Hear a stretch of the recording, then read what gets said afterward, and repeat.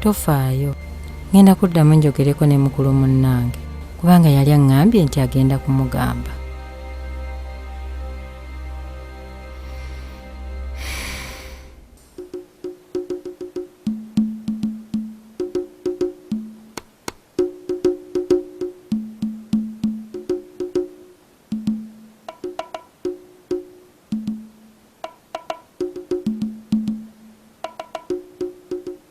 Rena. Wanji mama.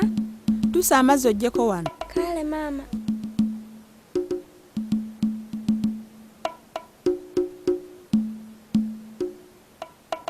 Wanji mama. Kulikayo. Nvuddeyo mama. Sooka otulireko awo.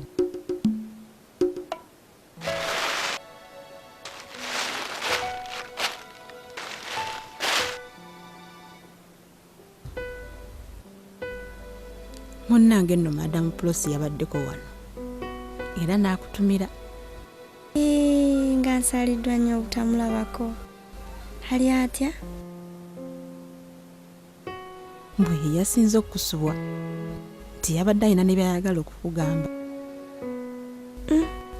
Naye kati olowooza biki mama bye yabadde ayagala okuŋŋamba? Kati lwaki teyabikugambye? Munnange bwe yabadde ayagala kubigamba ggwe alina n'obubaka bwe yakulekedde. Wanji buliwa? Genda mu kisenge kyange awo ku kameeza obulabe.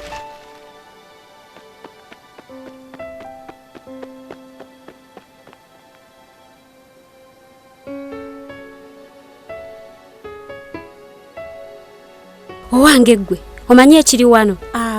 Gwatenza talunika bisenge nantegedde nti omulangira wa wano alabika ali mu mukwano naye gulabika gumuboyaanya.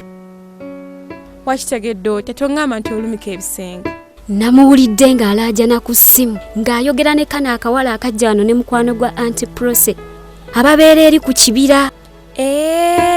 Nkategedde. Namulaba luli ng'amoozoola amaaso naye ate sike kalungi ennyo kati ako nga kamulaajanya ku ki? Naye naawe singa wali musajja wandibadde tolaba. Akawala ako bambi nga kalungi okuggyako mpozi nga naawe omulangira wamwegwanyiza dda ng'oli ku bujja kw'otudde. Ate gwe tomwegomba? Mama w'omulangira wuyaze kangende enjoze engoye ze.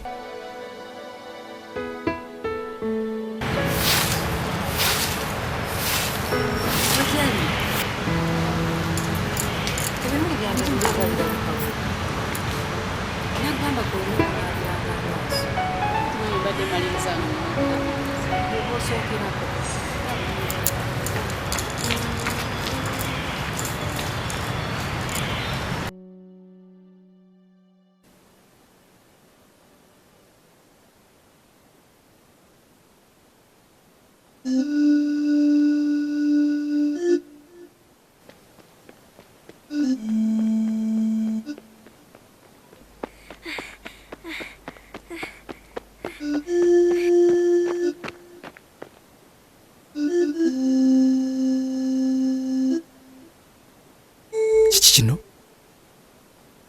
bannange gwe simeringa TV wakijeewo.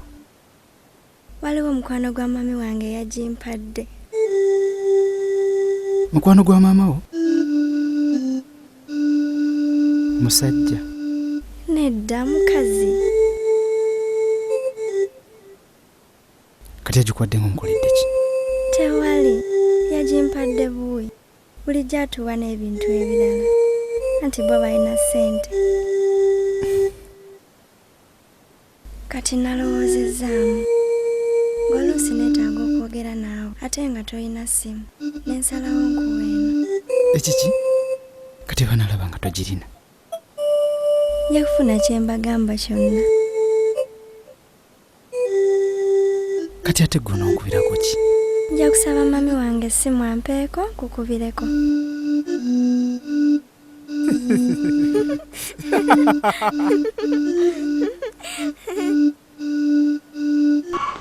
Ncha. Olina Munnange, bino ennaku zino alina mukwano gwe yemmanga takyavaayo era ndowooza nakati gy'ali kale mbadde njagala mutuma airtime nina mikwano gyange mbadde njagala okwogera naye e Bungereza kati oba nkole ntya.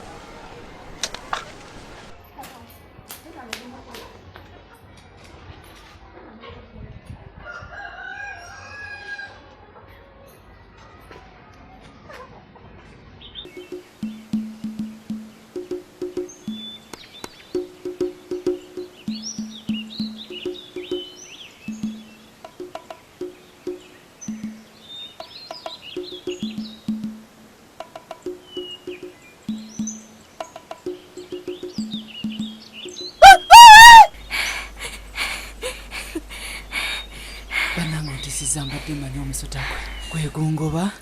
Nsonyiwa mukwano, omanyi nabadde naze edda ng'oli mu kudduka nange ne nkwatibwa ekinyegenyege. Omanyi ndi mu kwetegeka waliwo emisinde gy'ekirala gye ngenda okwetabamu naye nawe nsobola okuwandiisaayo n'odduka. Leka naawe nze byo sibisobola. Ojja kusobola. Byangu ate binyuma. Nze atamanyi na kudduka. Ngenda kutendeka tugende mpolampola olabe. Nawe edyo dduka nnyo nze sibisobola.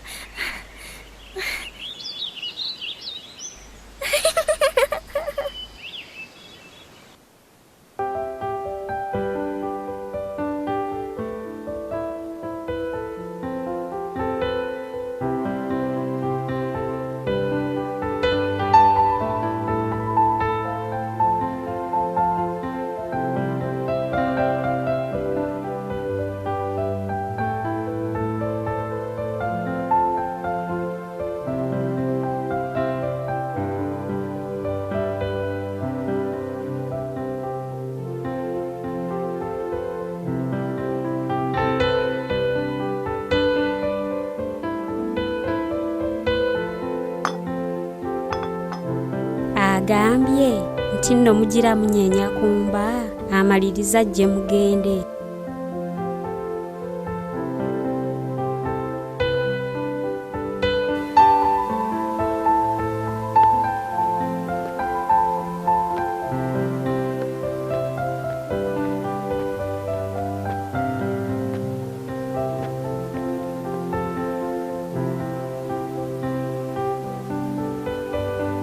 Sokoleke nina kye neerabidde.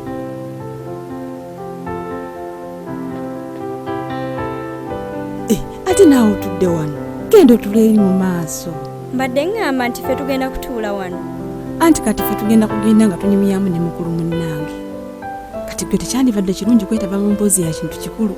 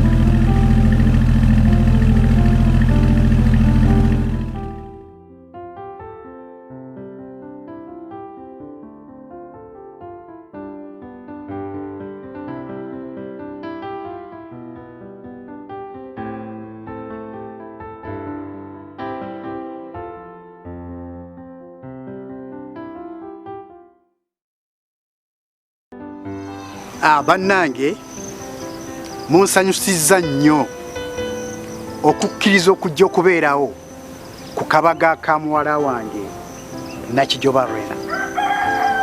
Era ekyo kindaze omukwano ogw'amaanyi ennyo wakati w'enju yange n'enju zammwe. Era yino mumpadde ebbanja ddene nnyo.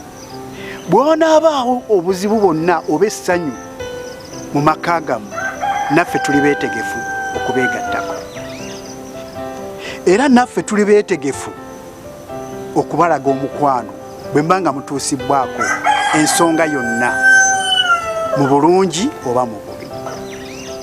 era mutuule mukakkane musanyuke kyonna ekinaabeerawo mujja kifuna.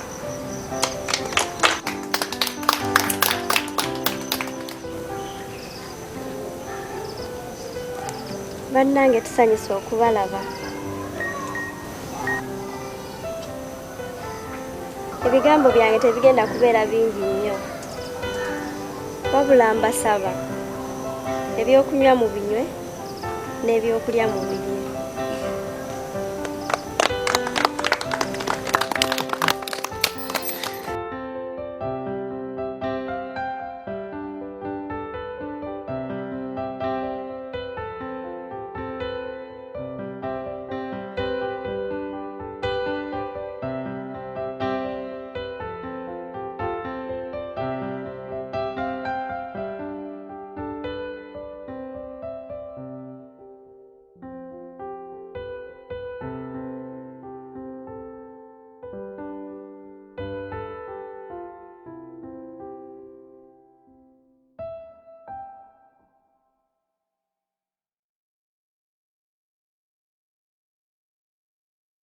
Madamu Prosi yabadde anyinyonyoddemukko. Naye simanyi oba ensonga gye yaŋŋambyeko naawe obadde ogimanyiiko? Nsonga ky'oba? Ayagala mutabani we Tone tumuwe muwala waffe amuwase. Ensonga eyo yagiŋŋambako ssebo era mbadde ngimanyiiko.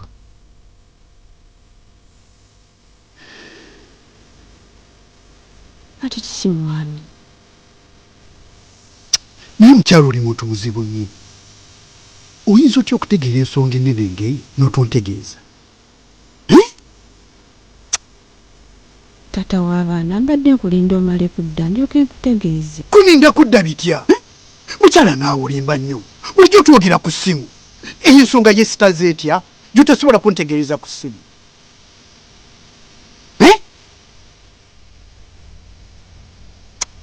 Mwami mbadde nsaba kunsonyiwa.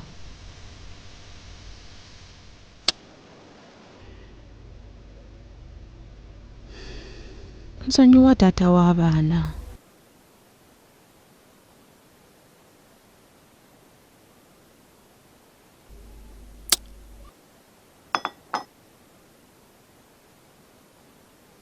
Kati bw'amala okitegeerako walowooza ki?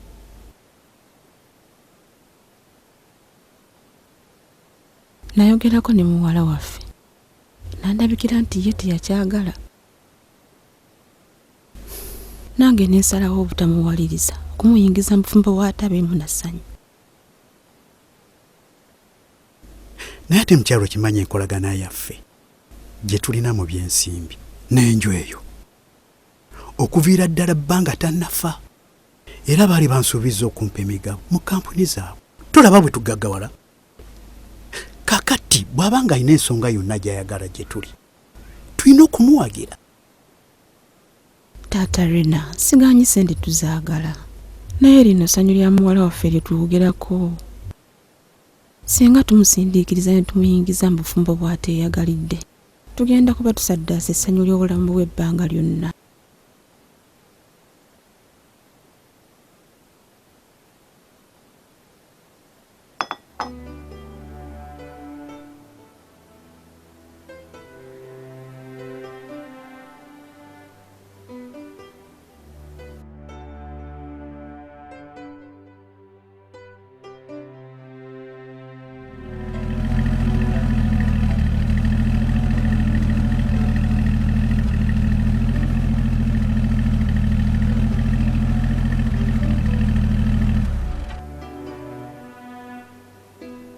Rena gyebaleko. Kale sebo nawe gyebaleko. Kale. Kati no baani agenda okuwa mu nsisinkano. Biki byeyogerako? Bagamba nti abantu bedda bwe basinkananga eyasookanga okusisinkana munne yamuwanga ekintu kye bayitanga ensisinkano. Ebyo biwambuze ndeka ngende sijja bisobola. Nedda si byange bya nnono. kati nogooba obisasula simanye ebyo binsisinkana. Nedda nsisinkano. Kyonna kye kiri kubanga nze wansaze ntambula makubo gange. Era y'ensonga lwaki nnyimiridde.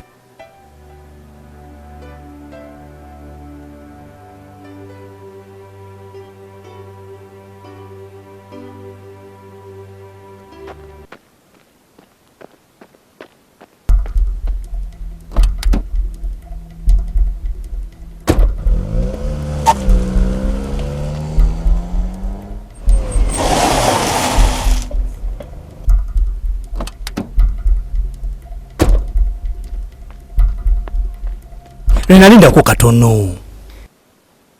Ate bagamba mu nsi yonna tuli okuyambagana. Kati gwe atali masikino yagala nkuyambe muki? Nedda. Nze mbadde njagala okuyamba. Njagala kukutwalako. Neyanza sebo naye ntuse gye ndaga. Leka naawe. Abantu bonna baagala okutuulako mu mmotoka.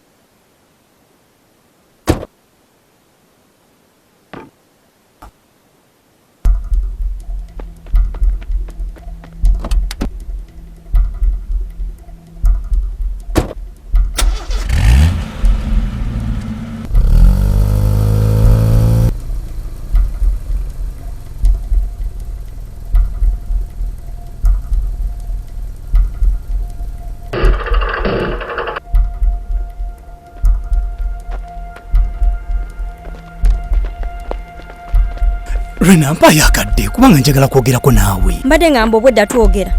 Ekituufu kya byonna kyo kiri nti mpulira nkwagala. Nesimanyi kiki okirowoozaako. Ekyo mbadde sikimanyi. Omanyi nina ebyokulowoozaako bingi gwe mbadde sinatuuka kulowoozaako. Ndowooza kati okitegedde. Yes ssebo. Kati nsuubire nti ogenda kukirowoozaako. Anti kati naakakitegera kati onsuubira otyo kirowoozaako essaawa zino. Naye nga kw'okusuubira kubanga ekyo kirowoozo kyo sisobola kikuggyako.